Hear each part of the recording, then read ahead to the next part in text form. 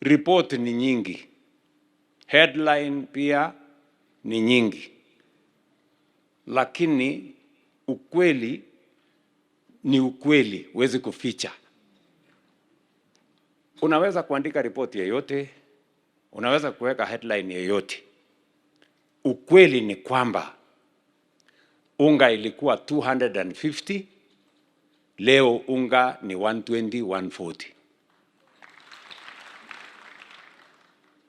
That is the truth. Tulikuwa na gap ya walimu 1,116, tumeajiri walimu 1,100. That is the truth. Na sio walimu ni ghost, walimu wanajulikana. Barabara zetu zote zilikuwa zimekwama. Kwa ile mpango sisi tumepanga, contractors wote 90% walikuwa wamepotea, wamerudi kazini. Kilomita 6,000 Kenya saa hii inaendelea kujengwa. Mbolea ya wakulima ilikuwa shilingi 6,000 ikielekea 7,000.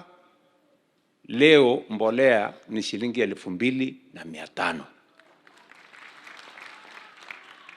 Tulikuwa na program ambayo tulizungumzia miaka yote ya housing, haiku take off.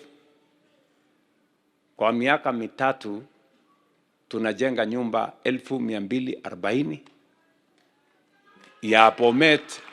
ya Bomet hapa iko tayari ready na kuja kuhandover. Alafu ingine 2,000 inaanza kujengwa hapa. Sotik imeanza kujengwa, Kenya mzima inajengwa. Masoko tuko na masoko 600 inajengwa Kenya. Hapa Bomet iko soko 11 tunajenga.